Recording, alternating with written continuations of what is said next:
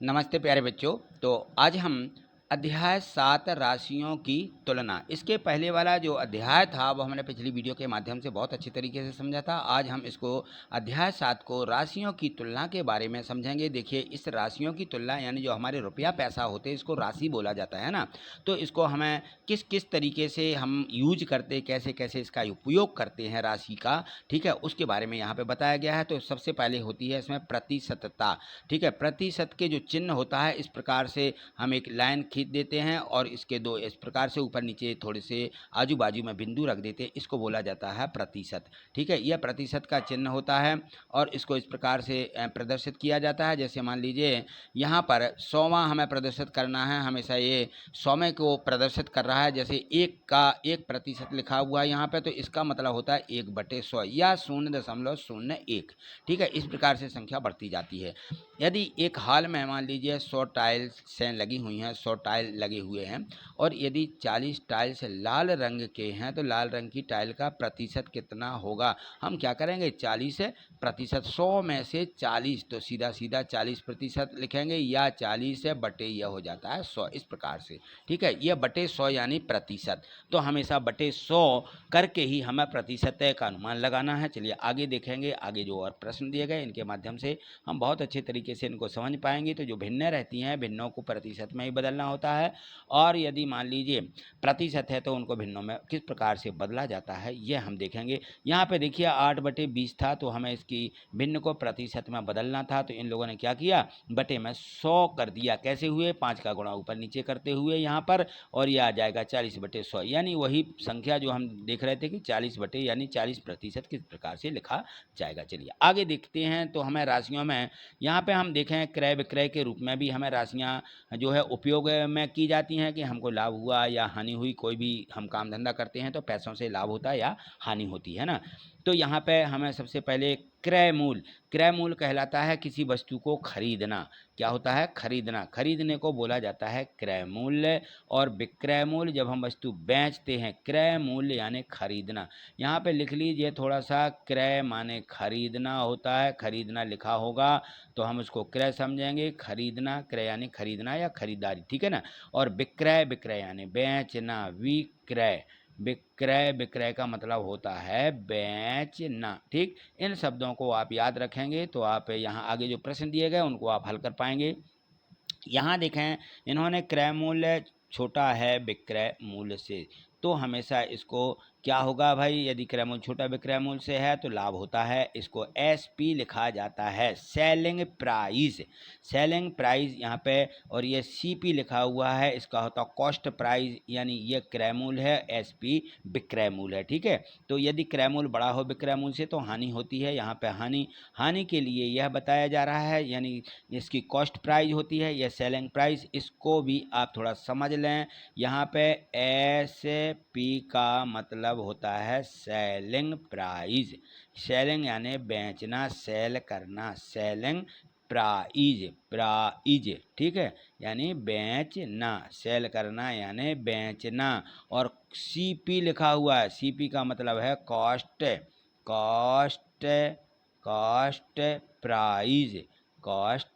Prize बोला जाता है, यानी क्रय करना, ठीक है, या खरीदना, क्रय, ठीक है। क्रय माने मैंने यहाँ पे लिख दिया कि खरीदना, ठीक। इस प्रकार से ये होती है सेलिंग प्राइस और कॉस्ट प्राइस। चलिए आगे देखिएगा, आगे समझेंगे हम इनको। तो इसमें दिया गया है, यहाँ देखिए ये दो सूत्र दिए गए हैं, लाभ प्रतिशत बराबर लाभ गुणे 100 बटे क्रय मूल्य, और हानि प्रतिशत बराबर हानि गुणे 100 बटे क्रय मूल्य। इन दोनों सूत्रों को जरूर आप बहुत अच्छे तरीके से याद कर लीजिए, क्योंकि इनका उपयोग बहुत ज़्यादा होता है। उदाहरण देखिए, यहाँ पर एक दिया गया है कि इस प्रकार से हमें आगे जो प्रश्न हल करना है, तो इस उदाहरण को जरूर आप समझने की कोशिश करिएगा। जहाँ भी समझ में नहीं आता है तो जरूर आप कमेंट्स करके या वीडियो को 1-2 बार देखेंगे तो ये सभी प्रश्न आपको समझ में आ जाएंगे। यहाँ देखें, साधारण ब्याज यह भी होता है, जब हम किसी से कोई पैसा लेते हैं और उसको जब देने जाते हैं तो वो हमसे कुछ अधिक पैसा लेता है, उसको ब्याज बोला जाता है, ठीक है ना। तो इस प्रकार से साधारण ब्याज का सूत्र आपको ये देखिए यहाँ पे दिया गया है, साधारण ब्याज बराबर आई को इंटरेस्ट बोला जाता है, आई, और पी प्राइज है, पी उसका प्रिंसिपल, आर रेट है, और टी टाइम है।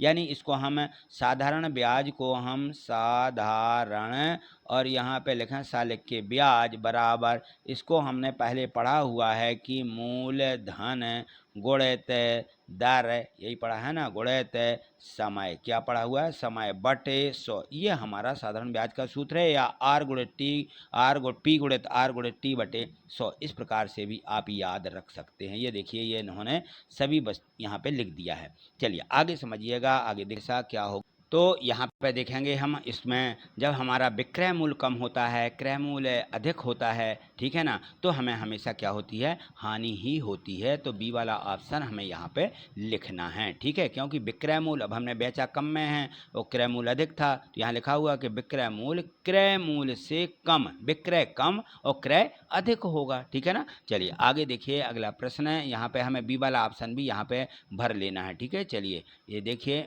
यहाँ देखिए प्रश्न है क्रमांक 2 दिया गया, और उसमें दिया कि यदि क्रय मूल्य 72 रुपया है, विक्रय मूल्य 80 रुपया है, तो लाभ या हानि प्रतिशत ज्ञात करें। लाभ हुआ तो लाभ, हानि हुई तो हानि। तो यहाँ देखें, विक्रय मूल्य अधिक है और क्रय मूल्य कम है, तो लाभ होगा, यानी 80 में से हम 72 घटाएंगे, 8 मिलेंगे, तो हमारा क्या हो जाएगा, लाभ 8 आ जाएगा। तो 8 गुणित 100 लिखा जाएगा, और बटे में हमारा क्रय मूल्य 72 रुपया दिया गया है, तो 8 एकम 8, 8 नाम 72, 100 बटे 9 आ जाएगा। या 100 बटे 9 को हम किस प्रकार से इसको जो है प्रतिशत में लिख पाएंगे, तो सही बटे में हम 100 में 9 का इस प्रकार से भाग दे लें, 9, ठीक है। तो 9 11 99 होते हैं, ठीक, और बटे में आ जाएगा 1, तो 11 सही 1 बटे 9, ये हमारा 11 सही 1 बटे 9, ये वाला ऑप्शन यहाँ पे हम इसको भरेंगे। चलिए अगला प्रश्न जो इसमें दिया गया है, अगले प्रश्न में समझिएगा, यहाँ पर तीसरा प्रश्न है, 25% का अर्थ है 25 बटे 100, ये हमने पहले आपको बता दिया था। चलिए इसका ए वाला ऑप्शन हमें यहाँ पे भर लेना, इसका भी हमें ये वाला ऑप्शन यहाँ पे दोनों को इनको भरना है, ठीक। चलिए अगला प्रश्न क्रमांक 4 दिया गया है। इस चौथे प्रश्न में है कि एक कक्षा जो है उसमें 40 बच्चे उपस्थित हैं। कितने हैं, 40। उपस्थित बच्चों में से 1/4 बच्चे खेल में भाग लेते हैं, तो खेल खेलने वाले बच्चों का प्रतिशत ज्ञात कीजिए। अब देखिए यहाँ पर 1/4, 40 का पहले 1/4 हम निकालेंगे, तो देखिए प्रश्न 6 समझिएगा, यहाँ पे लिखा हुआ है 1/6 को प्रतिशत के रूप में लिखेंगे। तो 1/6 और प्रतिशत में जब बदलना होता है तो हम 100% का गुणा कर देते हैं, यानी 100/100, यानी 100% का इस प्रकार से गुणा करेंगे, 100/6 आ जाएगा। और 100/6 को यहाँ हम काट भी सकते हैं कि 2 से काट दीजिए, तो 2 3 6 आ जाएगा, और 2 पंचे 10, यानी 50, 50/3%। इस प्रकार से 50/3% लिखते हुए अब 50 में 3 का क्या करेंगे, भाग लगा देंगे। तो 50 में 3 का भाग लगाइए, 50 लिख करके, ये देखिए यहाँ पर है 50 भाग 3, ऐसा लगाएंगे, 3 एकम 3 आ जाएगा, बचेंगी यहाँ पे हमारे, यहाँ पे बच जाएंगी 2, ठीक है ना। यहाँ पे 3 2 5, 2 बचेंगी, उतारेंगे 0, और 3 18, फिर बच जाएंगी हमारे पास 2 शेष रहेंगी। तो ये उत्तर आ जाएगा 16 सही 2/3%। तो हमें इस प्रकार से इसको लिखना है, ठीक है। चलिए आगे देखें, अगला प्रश्न क्रमांक 7 है। यहाँ देखिए यह दिया गया प्रश्न क्रमांक 7, इसमें है कि किसी कक्षा के यानी 65% विद्यार्थियों के पास साइकिलें हैं। यदि कक्षा में 60 विद्यार्थी हैं तो कितने विद्यार्थियों के पास साइकिलें नहीं हैं, ठीक है। कितने प्रतिशत है, 65% के पास साइकिलें हैं, और कितने विद्यार्थी हैं कक्षा में, 60 विद्यार्थी हैं, तो 60 का 65% निकालिए पहले तो कि कितने के पास साइकिलें हैं।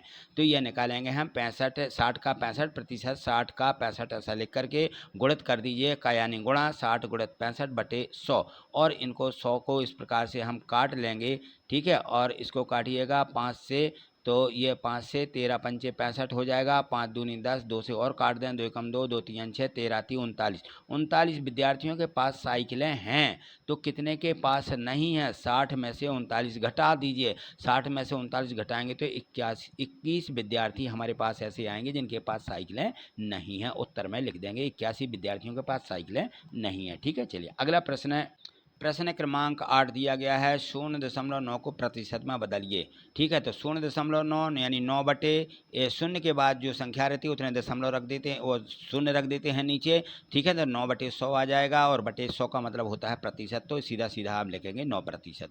16 का 75% का यानी गुणा करते हुए, ठीक है ना, 75%, 75/100, 16 गुणा 75/100 करते हुए इनको हम काट देंगे, 5 से काटें या 25 से, 25 × 75 आ जाएगा, 25 चौके 100, 4 एकम 4, और यहाँ पे आ जाएगा 4 एकम 4, 4 चौके 16। तो यहाँ पर आ जाएगा 4 × 3, सीधा सीधा बराबर में हम लिखेंगे 4 × 3 यानी कितना मिलेगा, 4 × 3 12। ये सीधा 12 उत्तर हम यहाँ पे लिख देते हैं। अगला प्रश्न देख, प्रश्न 10 दिया है कि 10,000 5% वार्षिक ब्याज की दर से जमा किए गए हैं, एक वर्ष बाद कितना ब्याज प्राप्त होगा।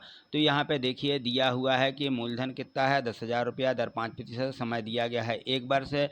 तो यहाँ पे ब्याज बराबर मूलधन गुणित दर गुणित समय बटे 100 लिखते हुए हम यहाँ पे 10,000 लिखेंगे, गुणित 5 बटे गुणित 1/100, और यहाँ से 200 इस प्रकार से काट देंगे। 5 का 100 में गुणा करेंगे, 500 रुपया उसको क्या लगेगा, ब्याज लगेगा। चलिए प्रश्न क्रमांक 11 देखेंगे। 11 में भी इसी प्रकार से, ज़्यादा कुछ नहीं है, दी गई आकृति को कितना प्रतिशत भाग छायांकित है यह हमें बताना है। तो यहाँ देखें इसमें जो है 8 भाग किए गए हैं इस आकृति के, 8 में से 3 क्या हैं, छायांकित हैं। तो यहाँ लिख दीजिए 8 में से 3 भाग छायांकित हैं, अतः 3/8 का प्रतिशत निकालना। तो यह 100% करते हुए 8 से इसको भाग लगा देंगे, यहाँ पर लगा दीजिए सीधा सीधा भाग, या यहाँ पर तो हमारे आ जाएंगे 4 से काटिएगा, 4 दूनी 8, और यहाँ से इसको काट देंगे 4 से, तो 4 दूनी 8, 4 पंचे 20, इस प्रकार से 25, 25 × 75 गुणित और बटे में 2 आएंगे, 75/2%। अब इसको दशमलव में लिखना है, तो इस प्रकार से हम दशमलव में लिखें या सही बटे में भी हम इनको लिख सकते हैं। तो ये आ जाएगा 75 में 2 का भाग लगाइए, 37.5। ठीक है ना, इस प्रकार से 75 लिखें, और यहाँ पे हमें 2 का भाग लगाना है, तो 2 3 6 आ जाएगा, और यहाँ बचेगी 1, उतारेंगे 5, 2 7